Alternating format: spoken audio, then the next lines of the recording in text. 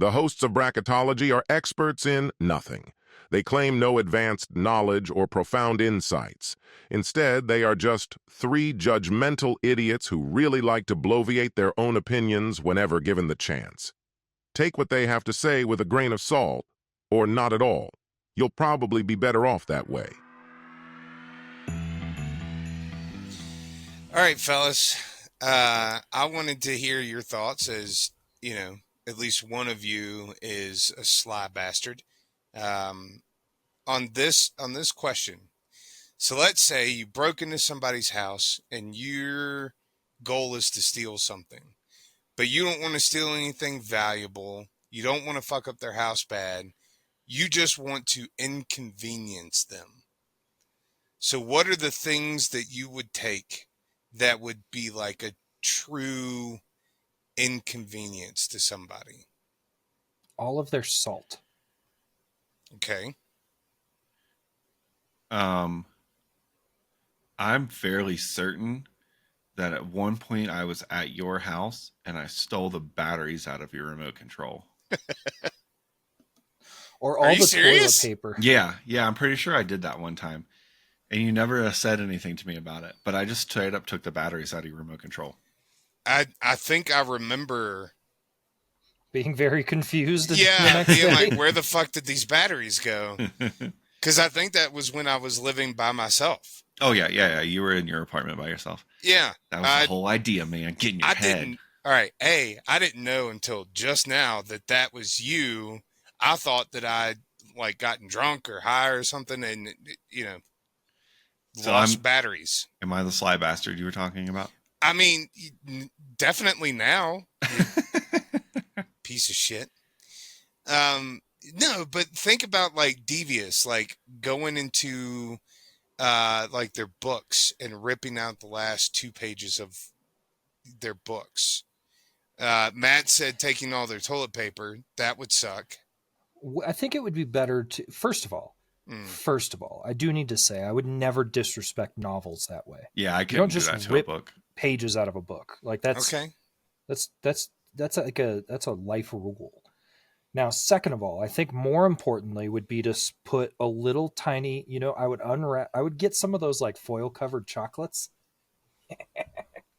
I would take all the toilet paper from somebody's house except for one roll. And in that one roll, I would take those foil covered chocolates and I would unwrap them and I would unroll the toilet paper and just like every 60 sheets or so, just put one of those chocolate coins in the roll. I realize neither of you are laughing at this, but it's truly making me laugh so hard thinking about someone getting toilet paper and there's just like chocolate stains on it, but then there's a coin falls, like just a little disc of chocolate falls on the ground. That's hilarious. But what about something like the plate in the microwave? The little thing that spins. Yeah, I mean, again, it's much like batteries from your remote. It's like, What is the explanation for this? Not only like, okay, where is it? But what is the explanation for how this, of all things, went missing? Yeah. Another thing that I've thought about doing is, the chain that connects the lever to the thing in the back of the toilet that makes the toilet flush. Like taking that chain. And what's great about that is that you wouldn't know until it was too late. I mean, yeah, but if you don't have a basic, I guess it depends on if the person that you're doing that to has any basic understanding of how the toilet works, Yeah, I think I'd just take like. But either way, This is what I'd do. I would take all the slats from their bed. Like under the mattress that like hold the mattress up. Like it really just leave their mattress on the floor? No. Like it would still be on the frame. And then as soon as they got onto the mattress, it would fall through the frame and the mattress would then be on the floor. Mine are mean. I don't think the physics of that works. I'm just thinking of my bed because my bed sits on the slats, but it also sits on the frame. But it also doesn't have a box spring, so it would just be literally if the slats weren't there, I'd get on the bed, and the inside of the bed would just I'd like fold like a giant mattress taco. Wouldn't the middle of the mattress already be sagging? I mean, probably, but are you going to notice that right away? Yeah, but what happens if somebody goes to, have coitus and you cause an injury? Or, more importantly, what if I create a new sex position? Do you ever think about that, Mr. Negative? No, I can't say I did. And then they go get toilet paper, and there's little chocolate coins in the toilet paper. Wait, why would they get toilet paper? To clean up after they're done doing the Robeson. Yeah. 10 years, man. 10 years. It's been so long. We talked about it last night, and you still couldn't pronounce it. No. The maneuver is called the Robeson. Sure. Yeah, cover your tracks up a little bit.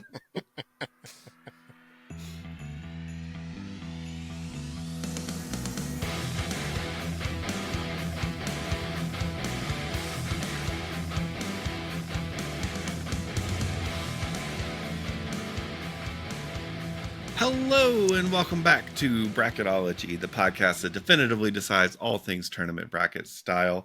You can blow my ocarina anytime. I am Scott Grubb. I'm pretty sure you've already used that one, and I gave you a different one, Bitchy Kong. I'm Octorocking out, Matt Robinson. And I'm the duty you call, Dan Default.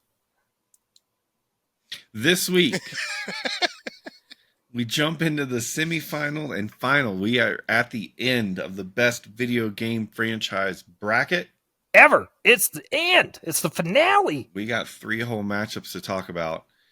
And I'm not going to lie. We've got 3 whole? Yeah, 3 whole matchups to talk about. These 2 and then the last one. No, you're right. Yeah, I know how to count. You're fine. Continue. What did I... Which hole are we diving in first? It's not very often Dan gets my jokes and Scott is left out in the cold. Yeah, I got it. I was picking up what you were putting down. Yeah. Where are we going first, Scott? You know WHOLE is a word, right? Anyway. How about we start with... HOLE is a word too, Scott. Yeah, I just, okay. Time to PICK. Pick a goddamn matchup. Donkey Kong versus Call of Duty. All right. This is the matchup that everybody has ever wanted to see in their video game fantasize is a gorilla with a stash of bananas against a team of fucking special forces. Navy from SEALs. World War II. Or beyond, just depending. Yeah, they span a vast all right. Number of wars. So, longevity. We know that Donkey Kong has more longevity in terms of just how long it's been out. Accessibility. Donkey Kong kind of loses in that one just because it is Nintendo specific. However, to Scott's point on a previous episode, it is very open, I feel like, to a lot of new gamers. I think it's very friendly to new people into video gaming as a whole. I'd still probably say accessibility goes to Call of Duty. Innovation, I think we've talked about this one on both of these quite a bit. Personally, I think Donkey Kong takes the innovation a little bit more simply because of the time that it came out and what it was able to do and reinventing itself from 2D to 3D to real 3D to kind of being what Scott has said is essentially a side character in a Mario movie. So innovating itself in a few different ways.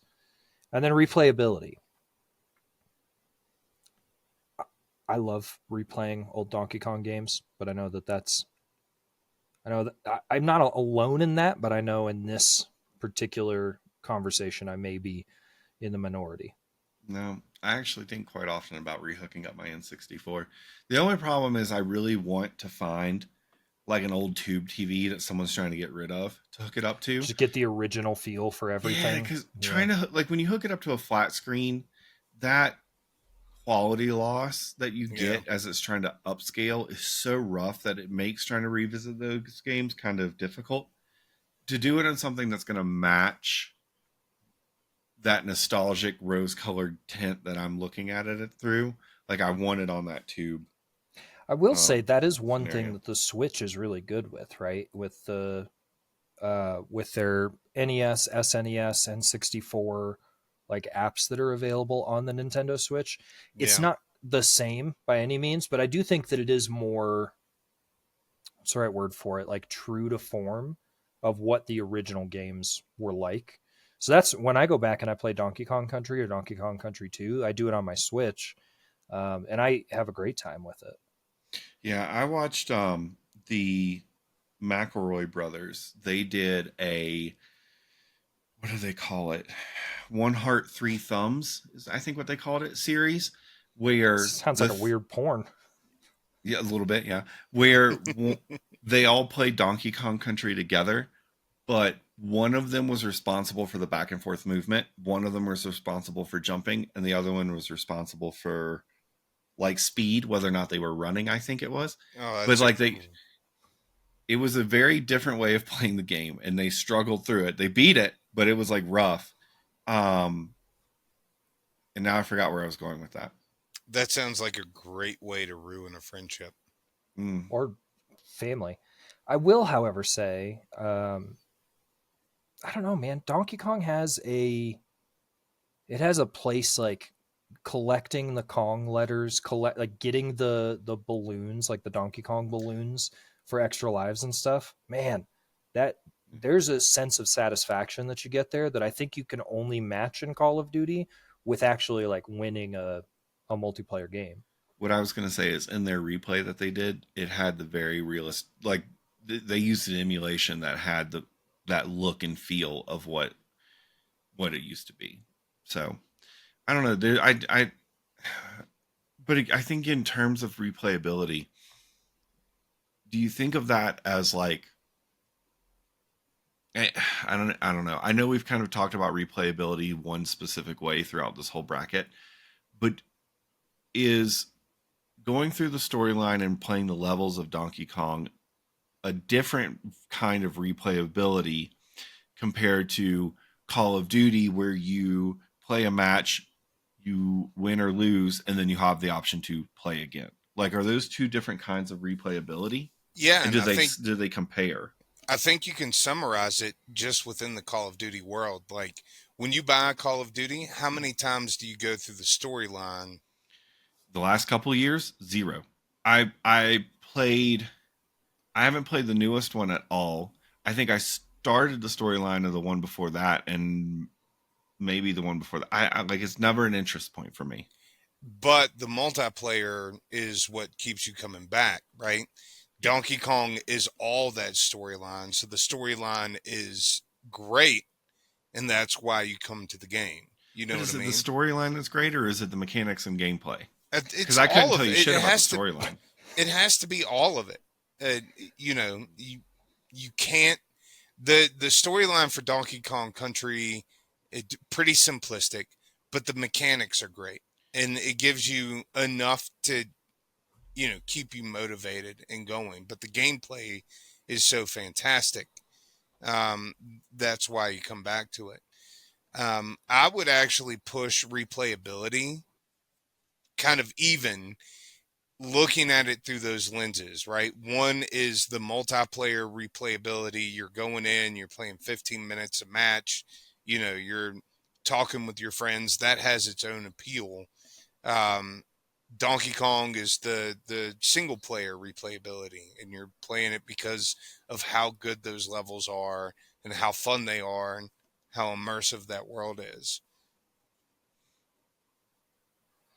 So I think one of the other things from replayability when we're talking about Donkey Kong is not just going back through the levels just to have fun, right? But Donkey Kong Country 1 and 2, probably some other ones, is also a pretty big speedrun game.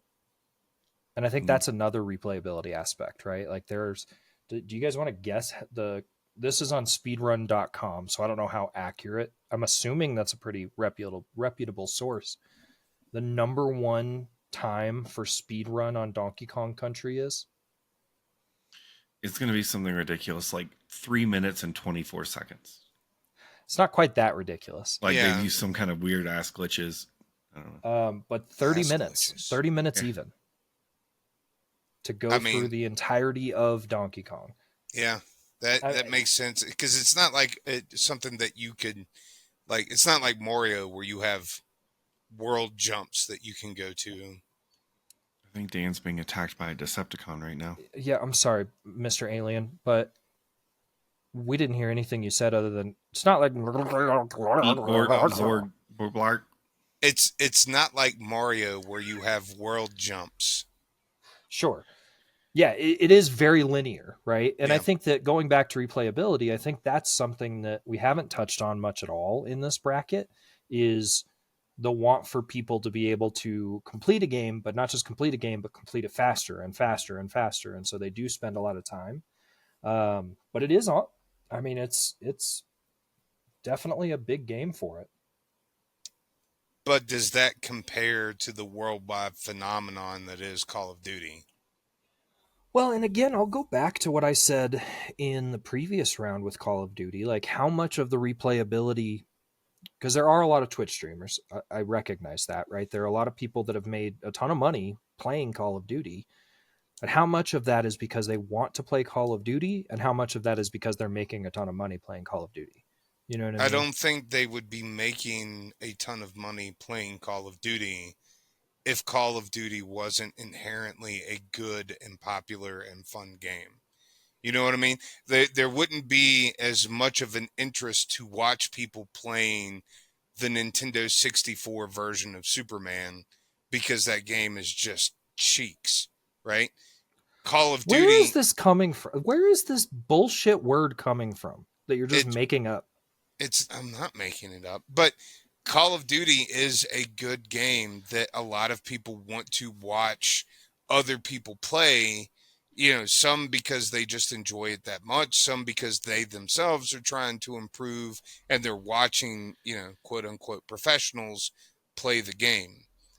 And again, I think that pushes that replayability.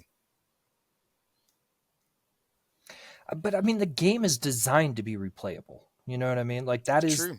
That is the purpose of the multiplayer. But there is the whole other part of Call of Duty that has lost its edge. Like, are we putting all of our basket or all of our fruit into the eggs that is the multiplayer of Call of Duty and not taking into account in any way the fact that no one plays the story? I wouldn't say no one plays it. I mean, I play the story. That's what I prefer if I'm playing Call of Duty, mainly because I'm going to get my ass kicked playing multiplayer, and that's not enjoyable for me. I don't enjoy that.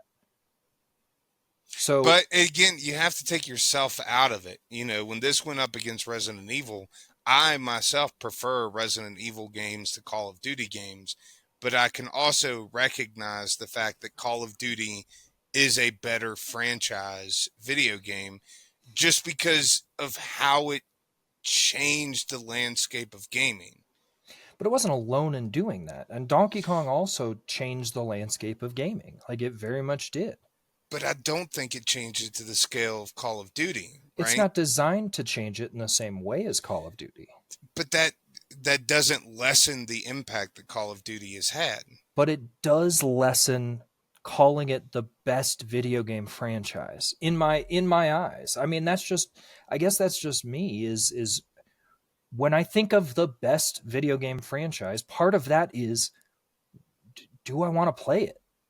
Like, do I want to be involved in that? Do I want to continue to get into that type of game? And with Call of Duty, the answer to that is no. And I realize that that's just me, but here's the thing. I only have my opinion. I only have my experiences and my feelings. I can't talk to everybody else that's in the world that doesn't feel the same way to try to adjust what I'm feeling. All I'm saying is, I don't think that Call of Duty is the best video game franchise. I think that it's important. just like many other games that are on this bracket, I think that it had a huge hand in changing what video gaming is today in the 21st century. It has clearly been a big influence on how people play video games today. But how much of that is actually wanting to do it is the natural gravitation towards that game, and how much of it is marketing, how much of it is there's a store with new weapons or new skins or new X, new Y, new Z that consistently keeps people coming back because it's a marketing campaign. But if it versus wasn't just a good game system, a good game franchise. So here's the thing. If the game wasn't good, people wouldn't go back to it, right? There have been numerous marketing campaigns around a buttload of games, but if the game is terrible, it doesn't get traction, right? And we talked about the Keanu Reeves Cyberpunk, right? That had a huge marketing campaign. No Man's Sky, when it launched. Now, I'll say No Man's Sky has gotten a lot of really good updates, but so is Cyberpunk. Cyberpunk's one of the greatest games that's been created to this day because of the updates. Yes, it was launched prematurely. But what I'm saying is that there were a bunch of people that left that game because it was not a good game. And it's the same thing for No Man's Sky. They had to go back and make updates and basically beg people to come back to the game. But for Cyberpunk, they were issuing refunds initially for the people that pre-ordered it, got it, and it was buggy and broken and terrible. And it took a long time to fix. Call of Duty is a good game. It might not be your type of game, but that does not take away from the fact that it is a massively popular game that continues to sell millions and millions of units every time because the gameplay is that good. But I think the argument for that, the argument against that at the very least, is that both of the examples that you just gave are games that were released within the last 5 to 6 years, right? The original Call of Duty came out at a time where updates weren't a thing. You had to have a complete game on a disc in order for it to be sellable. Call of Duty has a history that it's built upon. It was built very, very high at one point, but at this point, is it still at that same level? I don't think it is. But you could say the same thing about Donkey Kong. This whole time you guys have been sitting here having this debate, my reigning thought is still that Donkey Kong is past its prime. It's downhill slope, and it might be near the end of it. If you really think about it, especially again from a video game franchise standpoint, you do have Donkey Kong currently probably more relevant than he's been in the last 10 to 15 years. But again, it's because he's a secondary character in the Super Mario movie. And even with that being said, if Nintendo were truly invested in that character, they could have turned that character into a video game sometime within the last 4 years since that movie came out, or 3 years or whatever since that movie came out, and they haven't. I don't think the investment in Donkey Kong is there long term as a franchise any longer because they recognize that it's just waned in popularity. Whereas Call of Duty is still relevant. And have they had their missteps? Yes, absolutely. Are they necessarily as big as they were 4 to 6 years ago? No, not necessarily. But look at all the competition that has come out just to try to steal some of that, that gameplay, right? That time share of gamers, right? Without Call of Duty, you wouldn't have so many different types of games like Fortnite, Well, I disagree with that, but I think, man, I don't know, man. I mean, I disagree with the fact that Fortnite is one of the first battle royale games that then Call of Duty stole the format from, right? And created a battle royale version of Call of Duty. You're right in some other games like Battlefield, sure. Like, some of the other, even Counter-Strike continuing. But when you look at PUBG is another one, but that's another battle royale. P-Bug. If P-Bug. Yeah. But But I just again, all of this to say, like, Call of Duty was the pinnacle that every other game in that, you know, genre was trying to get to. And there's a reason for it. And it's that's not to say, you know, Donkey Kong had a huge innovation impact to the world of gaming. Again, the first Donkey Kong gave us Mario, and we've seen what a juggernaut that turned into. But Mario kind of stepped out of that game and became its own thing. Donkey Kong hasn't had a major gaming release, like an individual title, in what, 25 years? Donkey Maybe Kong more. Tropical Freeze came out in 2017. Okay, so you know, it's Eight. still It's 8. Tremendous over- game, by the way. Sure, it might be, but when was the last Call of Duty, right? It's what I'm saying. But quantity doesn't necessarily reach quality. But if it is still quality, that's what I'm trying to say. That's what I'm arguing. I don't see how it is. Like And- it's, but that again, I think this is just my perspective on how we're looking at these. Yeah.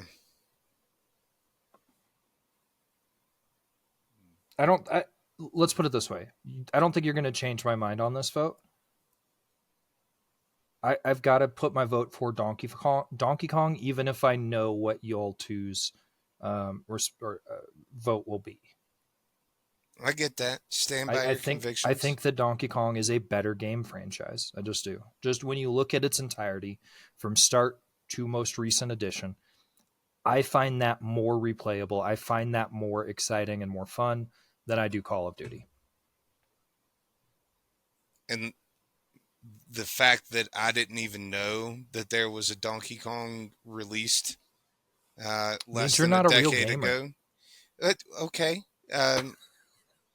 Or I'm not that invested, but I can tell you that Call of Duty, even though it's not a game that I frequently play, the landscape changing impact that it has had on esports, on first person shooters, on video games as we know it today, it has launched entire careers on stream and Twitch, right?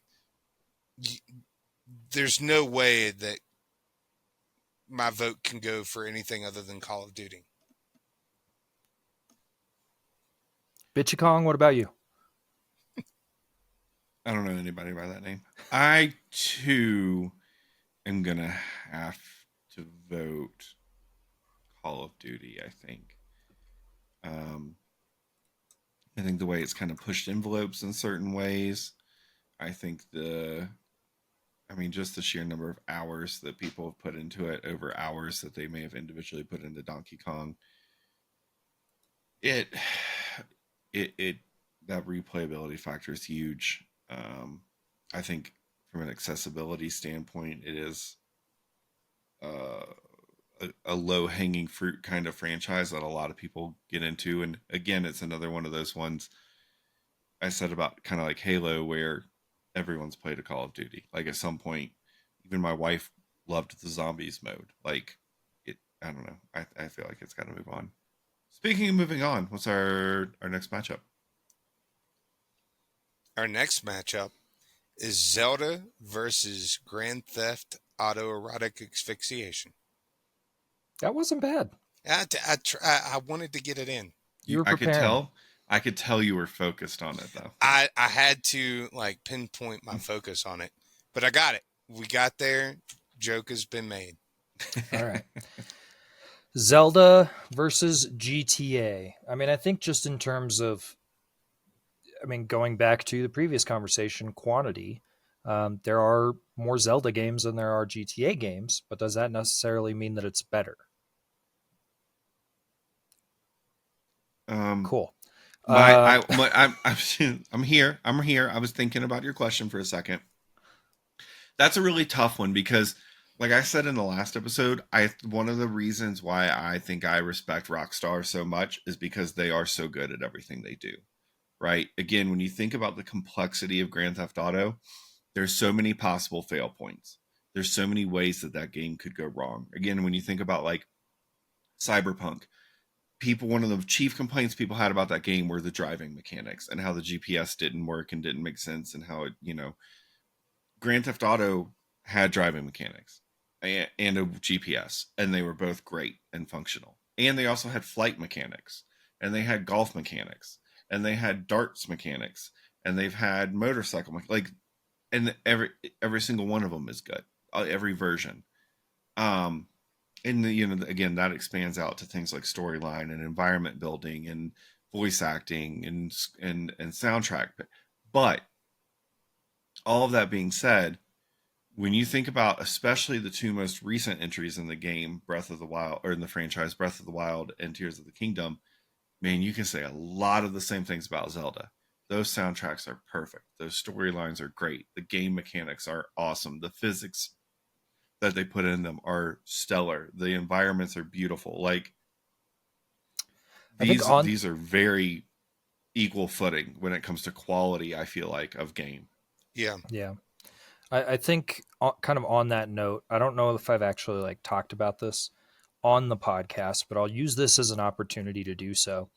Um, I tend to not listen to music from the game. Like, I tend to have the volume off when I'm playing video games most often, with one exception, and that is Zelda. That is Breath of the Wild. Like, the music in that game, even just changing from region to region in the subtle Mm-hmm. ways that it does, Yep. is it's something that is it becomes a part of you in a way. Like, it helps to suck you into the game, to be into the It amplifies the experience. experience. Yeah. Yeah. Absolutely. Those boss fights, the music that kicks in for those, or Man, even the title screens when like you get to that point where you can see all of Hyrule, and all of a sudden it switches seamlessly into an animation and the music hits. It's perfect. Yeah. well, and even just the sorry, Dan, I'm gonna just keep stepping on you. Yeah. Even the Aim for a sensitive area.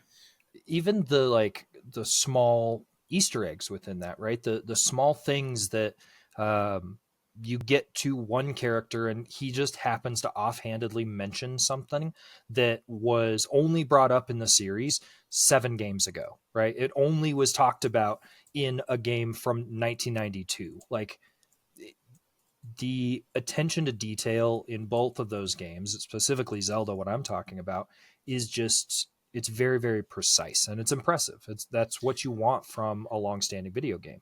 You were talking about music, and a lot of the music that's in Breath of the Wild originated in the original Zelda, released almost 40 years ago next year. And the fact that they made something on an 8-bit system with that limited technology that has spanned 40 years. And yeah, I mean, they've made it fuller, and they've brought like orchestras Yeah, more into, orchestral. yeah, they have, made it better, but it's still the original song. And when you find that secret, that song that plays when you find that secret, or you solve the puzzle and the chest opens up, that has been the same since the original Zelda. And I think that when you talk about longevity, it's not just the longevity of the the game itself or the franchise, but it's the music, it's the characters. And Zelda, unlike literally every single one of these other games, all revolves around the same two characters, right? Um, Mega Man even had different versions of Mega Man, Mega Man X, and all of that different stuff. Pokemon, you're catching Pokemon, but the amount of Pokemon you catch or are available to catch changes with each game. It's all Link and Zelda and Ganon in all of those games. And the way that they continue to make that fresh and new is awe-inspiring. And they've been doing it consistently for 40 years. Now, again, when it comes to quality of the games, there's only one Zelda that's not good, and that's Zelda 2. And they tried some things, but even that, like the final boss that you play, Shadow Link, is a character that is still around today, and that is by far the least successful entry in that franchise. Minus I, the CD version. yeah, well, we don't count that. You Well, just omit part of history to make it more convenient for you. it wasn't Nintendo that developed that It was game. not. No. Yeah, they gave their IP to. Well, it doesn't matter. I hear what you're saying though. Like even the bad entry to the game, even the bad entries to the game, still have a lasting stand in its history. And I think that is. I don't think we need to beat too many horses to death, but I do think that with Zelda, I will go back to, is it a potential negative to have so many different timelines and so many different stories intertwined? Does that get confusing for the story type players of video games? Like if the only Zelda that somebody played was the first Legend of Zelda, does that dissuade them from picking up Breath of the Wild for the first time? I You don't. know, I don't think so, because each Zelda is still a self-contained story. It's part of a much longer and, let's be honest, convoluted timeline. But you don't play the individual Zelda to catch up on the story of the overarching timeline. You play it to beat Ganon in that specific part of that timeline. And all you need to know about that game is baked into that game. They have just done a great job weaving that fabric of the overall timeline. have they? I'm like, have they? Because it feels like they just retconned a bunch of shit and said, "Oh, that's Yeah. just a different Okay, timeline." we talked about Halo and Master Chief's story, right? And how it was good to a point and then they kept going, right? How many times can Nintendo retcon the Link and Zelda story before it's apparent that it's just a cash grab attempt? Like it feels like there's concessions that has to be made with every game where it's like, well, yeah, we know we said that in this previous version, but this is a whole different universe. Yeah, no, it's got all the same characters. No, it's got mostly the same storyline. You're right. But this timeline's a little different because it's convenient for this one part that we need to tell in this story. Like, I don't know. I wonder if that it cheapens the storyline of the Zelda multiverse. Look at how people have dropped off of Marvel because the multiverse thing got too convoluted and easily abused. Does Zelda fall into that same category to some degree?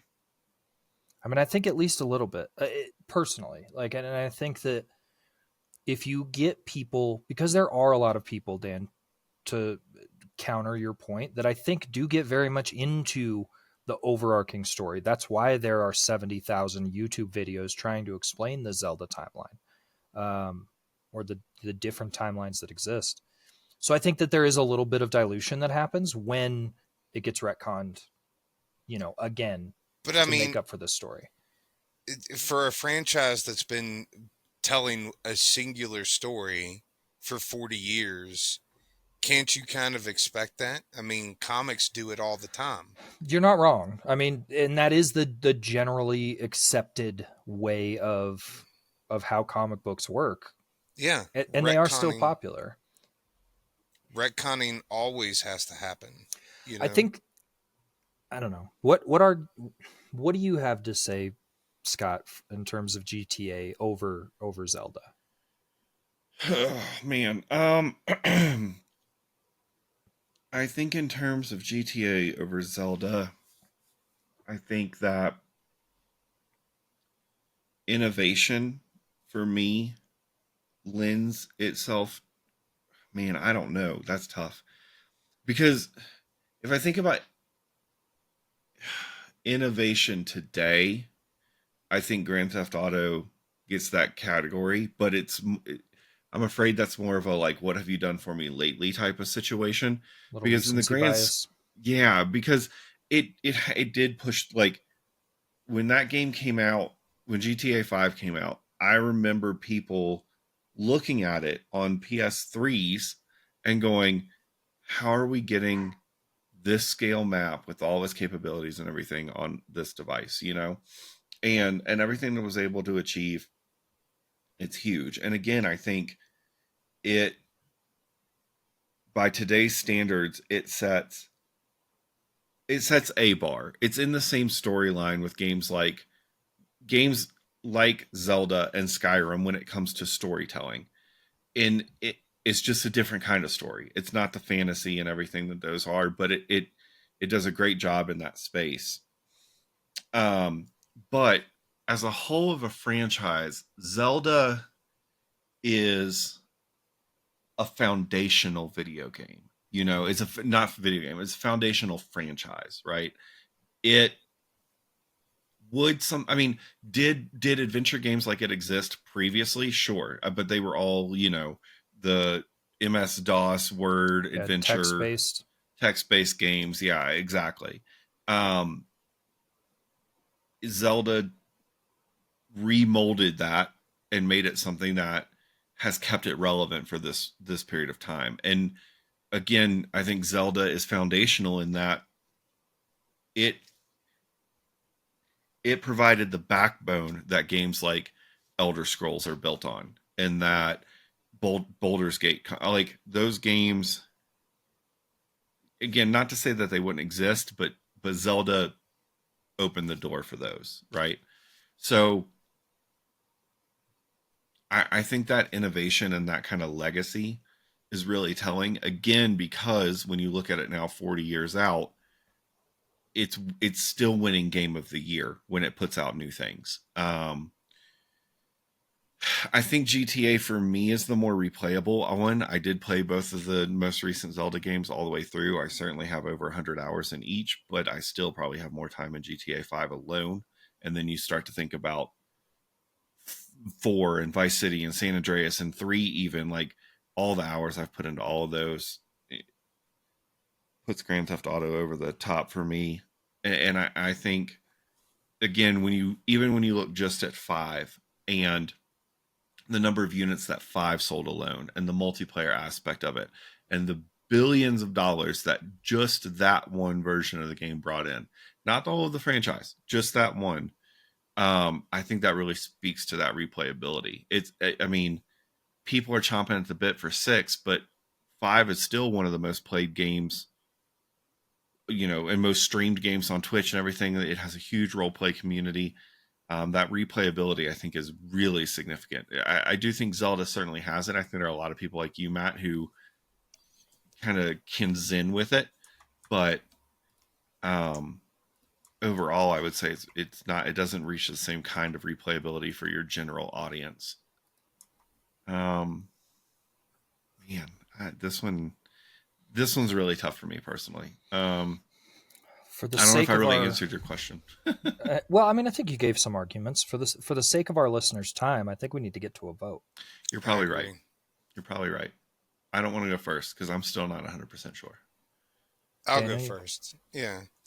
Look, as much as I love Grand Theft Auto, and I do think that it has pushed boundaries both in the terms of like true open world sandbox, and allowing you to do literally anything you want inside that world. Um, if you were making a Mount Rushmore of video games, Zelda's going to be on it, right? Zelda is one of the original architects. It was one of the original open world, not truly sandbox games, but open world explores you go. And it did it on an 8-bit system. And it has created things 40 years ago that are still culturally relevant today that I think surpass the impact of Grand Theft Auto. And that's nothing against Grand Theft Auto, but Grand Theft Auto is, broken up into stories, right? You have Vice City, you have San Andreas, you have Five, and those are great individual stories. But could you tell me the name of the main character of Grand Theft Auto 2? Right? Could you tell me the name of the main character in Grand Theft Auto San Andreas? Without Googling right off the top of your head. Could you tell me the name of the main characters in Zelda? There are going to be a lot more people that can answer that question than the Grand Theft Auto questions. So Zelda gets my vote. Scott, do you have a thought now? Yeah, I just don't know if the fact that the same characters have been used over and over and retconned over and over for 40 years makes that big of a difference, because I feel like to some degree people play Zelda Legend of Zelda games for the characters, right? And they're that familiarity. For GTA, you're playing for the experience, and the story is different every time, but you know what you're going to get from the game. Like you go in with an expectation of what the story is going to revolve around and what the topics and themes are going to be, even if your characters are a little different. And I think it gives them that ability to add some variety and drama and complexity to their stories, because even though the themes are the same, you have different relationships and all that. So I don't know if I necessarily agree with your last point there. Um, but Zelda being a foundational game is still pretty true. I feel like I don't know if I'm having a hard time removing myself from this, but I feel like the trying to look at the population as a whole, I feel like the anticipation for the next Grand Theft Auto is higher than the anticipation was for Tears of the Kingdom before it came out. And I think just the absolute unrivaled quality and flexibility that comes with Grand Theft Auto. Because I'll admit, too, with Tears of the Kingdom, one of the primary reasons that I enjoyed playing Tears of the Kingdom so much is because I had a version of the game that had not yet been updated. So I had the duping glitch and I used it because I didn't want to waste my time walking around finding a shit ton of arrows and just give me their resource. It helped me eliminate a mechanic in the game in the resource management that I did not enjoy. I can't think of a mechanic in GTA that I don't enjoy. I can't think about I can't come up with a single quality mechanic, functionality, graphic. For me that quality is so high and so consistent for so long. I think as much as I love the Zelda games, and they are really the only like fantasy type environments that I've ever connected with. I did not like Skyrim. I've tried those types of games. I've tried Skyrim multiple times. I've tried Baldur's Gate a little bit. Those types of things have never connected with me. Zelda's the closest to the fantasy environments I've ever got. I love those games. I'll play the next one. I'm sure whenever it comes out, I'll probably have to buy a Switch 2 for it. But I'm sending the rest of my family away for a weekend when Grand Theft Auto 6 comes out. And so I think that's where my vote has to go. It's where, to me, the one I feel most passionate about. And again, I don't know if I'm not removing myself from it, but I think it's got to be GTA for me. All right. I want to go to finish this one up. I want to go back to Dan's point about knowing the names of the characters, right? I agree with you. I do think that there are a lot more people that know at least one of the names of the main characters of Zelda more than the main characters of GTA. But I also think that it's quite frequently still the most messed up like answer that people will give because they think that Link is named Zelda, right? It is a weird, if you don't know anything about it, it's a weird way to name a game franchise. It's like your grandmother who thinks everything's a Nintendo. Yeah. They're going to look at it and go, oh, yeah, that's Zelda. And no, that's a Link. So I'm going to go back to what I think this bracket is about. Because to Scott's point about there being more anticipation for GTA 6 than there was for Tears of the Kingdom, I personally think, Scott, that you were just too involved in that community. I don't see any anticipation for GTA 6 outside of you because I don't interact with that community at all. So it's hard for me to say that that's true or not. But I do remember anticipating Tears of the Kingdom. I was stoked for it, right? I think we all were. Yeah.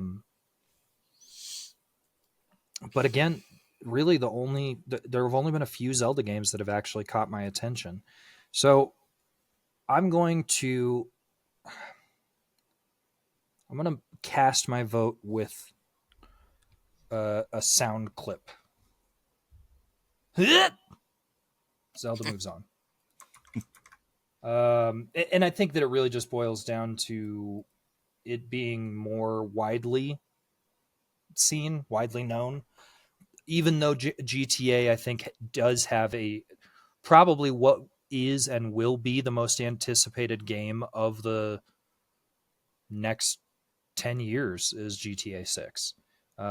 Easily, if not the last 20 years plus, right? Like it is going to be big, but I just don't think that it makes it the best video game franchise. I can live with it. I know I'm passionate about GTA, but I love Zelda, so I can live with this. So that gets us into our finale of best video game franchise. Zelda versus Call of Duty. Fight! So I'm glad Zelda got through because I really do think that of all the final competitors, Zelda is the only thing that had a chance of beating Call of Duty, because Call of Duty is obviously a much more recent game, but its impact on gaming has been absolutely massive. Zelda is a much older franchise, but I would argue that its impact on gaming is just as big as Call of Duty. And I would pay folding money to know how many of today's current programmers that are making all these games that we love will say that their favorite game is Zelda Ocarina of Time or Zelda Link to the Past or, Majora's Mask. I think you broke my brain. You would pay what? Folding money. Folding money? Yeah, it's a poker term. Come on, dude. Get over my colloquialism. When your colloquialism is from 1932, it's hard not shit to. Up. Yeah. Anyway, I would bet. Maybe take a laundry. That there are far more developers that will easily say Zelda is their most influential game than any Call of Duty game. You know what this kind of makes me feel like? This makes me feel like we're arguing like the Big Mac versus like a craft burger at like a higher end establishment. You know what I mean? Like Call of Duty is the Big Mac, right? It's highly accessible. Everybody knows what it is. Everybody has tried it. Some people get it without pickles. Sure. It's the like everyman's video game. Whereas Zelda does more to move the phrase video game towards being viewed as artistic or potentially artistic, right? It's visuals, its graphics, its storytelling, all of that is much more finessed and much more I mean, for lack of a better term, I know I've already said it, artistic than Call of Duty's. And so I think artisanal. Yeah. So we are talking about a Big Mac versus an artisanal cheeseburger, you know, maybe that's a weird comparison, but like they're two fine dining again, versus fast food is what you're saying. But they each have their merits, right? Fast food certainly has its merits. Again, it's much more accessible. Your everyday person is going to be more familiar with it. They're going to have tried it. It's much more, it penetrates more into the cultural zeitgeist. Everyone knows what a Big Mac is. Not everyone's going to know what your favorite artisanal burger is, but does Zelda do more to move the industry of video games along because of what it brings to the table, I think we have two very opposing things in those spaces. I think that you're right. And they're very opposite games just in general. The way that they're built, the way that their mechanics work, the type of gamer that they are going after is wildly different. Like everything about it is a different experience. I don't think that I've made it very hidden as to my feelings on Call of Duty as the best video game franchise throughout this bracket. I don't think that it belongs in the final because I don't think that it is the best video game franchise. I think that it's made a lot of money. I think that they've made a lot of games. Similar to a Big Mac, I'm not taking it into IHOB when I want a burger. What? Remember when IHOP went to IHOB for a minute? I mean, yeah, but why would you take another place's burger into that? And why is that your craft burger of choice? I'm confused. Honestly, never got a burger at IHOP. But the fact remains, I don't think I've been to an IHOP since Dan, when did we go to IHOP that one time? It was back when we were in Virginia. We saw that friend of yours. Yeah, we don't need to talk about that. I think that The Legend of Zelda. Let's put it this way. A brand new version of both of these games come out. Everybody is given the choice of one of two boxes. Sure. Which box do they choose? I think the majority are going to take a new Zelda game over a new Call of Duty game. See, I kind of disagree with you. I think the majority will get the Call of Duty game, but I think the Zelda game wins Game of the Year. I agree. I think a majority. Let me rephrase the way I think Dan said it more eloquently, which is weird to say because it's Dan. Yeah. But my thought was he just gave himself a gold star. You guys missed it. Perhaps I come at it a bit more angry and cynical as I tend to come at a lot of things. More people will pick Call of Duty, but the right people will pick Zelda. Those that are correct and again understand the value that gets brought to it and really how to truly enjoy an experience. I think those people pick Zelda. I think Zelda's the best game. I think it's the better franchise of these two. Period. I think that to some degree we are again a bit of we're kind of our own victims in the way that our bracket kind of fell in place. Because for me, the last matchup, Zelda versus Grand Theft Auto, was closer and more difficult than this one is. And that's just because Grand Theft Auto was on the same side as Zelda to begin with. If Grand Theft Auto had been on the other side and this was our final matchup, it'd be harder for me. But I feel like there's a greater gap between Zelda and Call of Duty than there in quality and in innovation and in influence on the video game industry as a whole. Like I feel like there's a starker transition there or starker. Sure. Yeah, I agree. Call of Duty, again, you cannot understate the impact that Call of Duty had on the gaming industry, but it has become a formula, and it's a formula that is good, but it hasn't changed much. And to use Matt's argument, it's kind of like Tetris, right? They have put new, different types of matches in, but the core gameplay is still the same. The objective that you do is a little different, but the core gameplay stays the same. Zelda has re-innovated itself from being kind of top down to, a really fleshed out 3D world in the most recent entries. Again, if you had to create a Mount Rushmore of video games, Zelda is going to be on it. Call of Duty might not make that, top 4 or 5 cut. There's no might about that. Call of Duty wouldn't be anywhere near the Mount Rushmore of video games. Who do you put on the Mount Rushmore video games? Okay, I think we're imagining Mount Rushmore differently, because to me, I'm imagining Link's face carved into stone. Who the fuck do you put from Call of Duty into Mount Rushmore? I realize that's not exactly what you're talking. The one.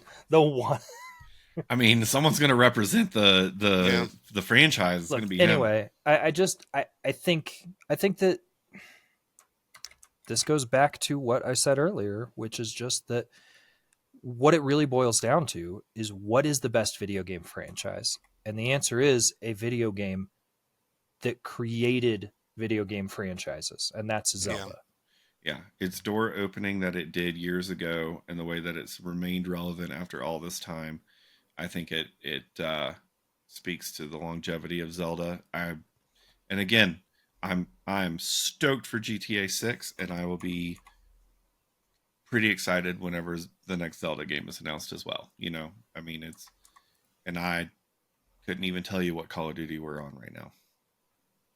One, maybe. I don't know. They did that whole thing where they just restarted. They just put everything into one game. Here's Black Ops, and you're like, didn't Black Ops come out 6 years ago? And you're like, yeah, but this is a new Black Ops. This is Black Ops 2.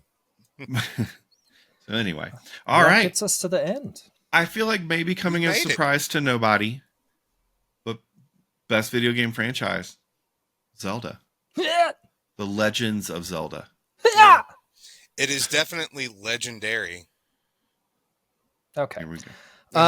And now here's the thing, and I think that it's important. I just deleted it. We had a note on our screen. Next time we do a bracket like this, I think that it's important that we be true to ourselves as well. Maybe one of our pillars next time should just be, which one do you like? Yeah. So we should have the 4 qualifiers, or however many qualifiers that we have, and then Matt's favorite. Not just my favorite. Scott said multiple times, maybe I'm just not taking myself out of it enough, because I think it's hard for us to do that. And that's hard for me to do that enough. And that's a part of our scientific process, is just who we are as individuals. We have to be true to who we are. I mean, we're, again, 3 cis white guys. If we're not right with our opinions, then what else have we got, That's literally the only thing I was born with, other than an incredibly insurmountable shame and guilt. I don't know. You have a great jawline. It's true. All of this being said, we've talked about our Mount Rushmores, and Link would be on there for sure. But the first face that's getting carved in that mountain is going to be Mario. So join us Monday, March 10th, when Mario Day, when we go live on Twitch to live record our best Mario game. We're going to do a 16 entrant shorter bracket version live, all in one stream. So come check that out. Again, Monday, March 10th, 7 p.m. Mountain Time. You can find it on Twitch, bracketology _Scott, bracketology _Matt. And if we get him set up by that time, I assume it will be bracketology _Dan, but we'll see if that exists at that point. If you get a 404 error, it's because Dan is still old. Go to one of the other ones. Yeah. Find us on what social media still exists in this hellscape. I'm not going to lie, we're recording this a few weeks before it comes out. So at this point, I don't know if Twitter, YouTube, and Facebook have merged into one app called UTwitface or not. But either way, we're on social medias. Whatever social media exists, we're going to be at Bracketology, BRACKETALLOGY. As usual, we also want to thank Aaron O'Donnell from Aaron O'Donnell Music for the music you hear at the beginning and end of every episode. Most of all, we want to thank you for sticking around and listening. what do we have coming up after this bracket now that we're done with it? Ooh. I'm actually both Hold on. excited. What? You just Yeah. rotated your wrist twice. Crab dance. Crab dance. Little Yeah. crab dance. Look, so I feel like for those of you that have listened to us, you've learned a lot about us through these explorations into our thoughts on brackets. Our next 3 episodes are going to be the deepest dive into what makes each of us tick. We're each going to take turns sitting in a hot seat and getting Go ahead. Say what you're going to say. Go ahead. Go ahead. Tell us exactly how you're going to do this deep dive there, Dan. Yeah. What are we going to do? We're What going to kind get of what? utensil are you going to use? We're going to be grilled Okay. Yeah. by the other 2 co-hosts in a series that we're calling Brack Us-ology. So join in. It's going to be, obviously a different format, but I'm excited to kind of open up to you all. I'm saying all kinds of bad things. I'm throwing it to Matt. You're excited because you don't have to go first. Damn right. Yeah. I have to be the first one to have questions answered to me and be honest about them, and I'm already uncomfortable. Look, we've got an agreement. There is a legal document that we have all signed that we have to be 100% honest, as long as it doesn't dox us.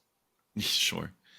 But yeah, those 3 episodes will also overlap with our 1-year anniversary of doing the podcast too. So very excited to celebrate that. Every week for a year, we've done this. Every week we've put out an episode. Pretty impressive crazy that we haven't missed it. So yeah, I mean, again, what better way to celebrate a year than giving everyone the opportunity to get to know us at an uncomfortable level. So just check those out starting next week, going for the next 3 weeks. All right, I think that's everything. Are we done? I think we're done. All right. I can't remember what Benji Kong. No, it wasn't that. It wasn't that. I can't remember what I said at the beginning of the episode because it's not written down. You could just use what's there. I don't want to be bitchy Kong. My name is Scott Grubb. I'm octorocking out. I'm Matt Robinson. And I'm still the duty you're calling, Dan Default. Oh, you can blow my ocarina anytime. Too late, cutting it out. Bye-bye.